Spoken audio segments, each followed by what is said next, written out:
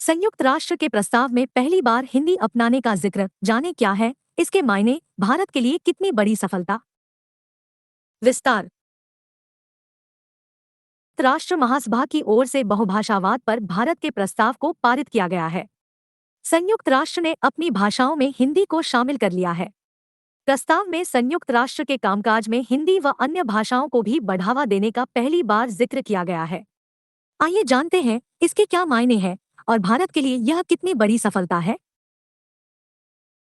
पहले जान ले उंगा आधिकारिक भाषाएं संयुक्त राष्ट्र महासभा की 6 आधिकारिक भाषाएं हैं। इनमें अरबी, चीनी, मैंड्रिन, अंग्रेजी, फ्रेंच, रूसी और स्पेनिश शामिल है। इसके अलावा अंग्रेजी और फ्रेंच संयुक्त राष्ट्र सचिवालय की कामकामी भाषाएं हैं। लेकिन अब इसमें हिंदी को भी शामिल किया गया है। इसका साफ मतलब यह है कि संयुक्त राष्ट्र के कामकाज, उसके उद्देश्यों की जानकारी यूएन की वेबसाइट पर अब हिंदी में भी उपलब्ध होगी।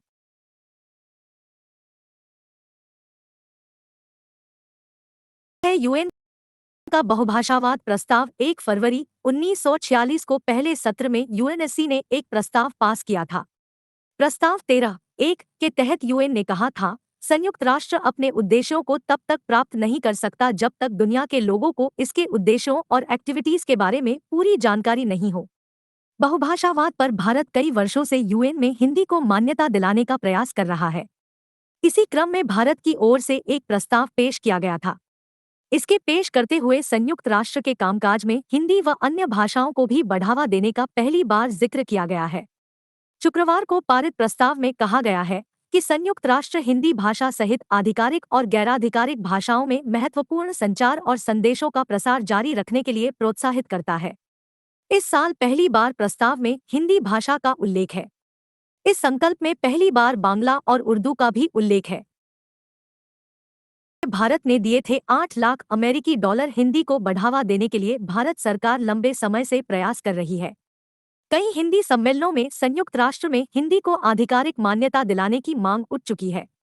इन सबके बीच पिछले महीने ही भारत सरकार की ओर से संयुक्त राष्ट्र में हिंदी भाषा के उपयोग को बढ़ावा देने के लिए 8 लाख अमेरिकी डॉलर का सहयोग दिया गया था।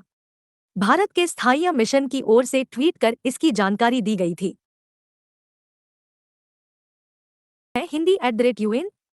संयुक्त राष्ट्र में भारत के स्थायी प्रतिनिधि TS तिरुमूर्ति ने बताया कि यूएन में हिंदी को बढ़ावा के लिए 2018 में हिंदी@UN परियोजना आरंभ की गई थी। इसका उद्देश्य संयुक्त राष्ट्र की सार्वजनिक सूचनाएं हिंदी में देने को बढ़ावा देना और दुनिया भर के करोड़ों हिंदी भाषी लोगों के बीच वैश्विक मुद्दों के बारे में अधिक जागरूकता लाना है। मिशन के तहत भारत 2018 से यूएन के वैश्विक संचार विभाग DGC के साथ साझेदारी कर रहा है। यूएन के समाचार और मल्टीमीडिया सामग्री को हिंदी में प्रसारित करने व मुख्यधारा में लाने के लिए अतिरिक्त राशि दे रहा है। और से ज्यादा लोग बोलते हैं हिंदी विश्व की प्रमुख भाषाओं में से एक है। दुनिया भर में 26 करोड़ से ज्यादा लोग हिंदी बोलते हैं। भारत के अलावा Nepal, Mauritius, Fiji, Guyana, Suriname में भी हिंदी बोली जाती है। इसके अलावा अमेरिका, जर्मनी, सिंगापुर, न्यूजीलैंड में भी हिंदी बोलने वाले हैं।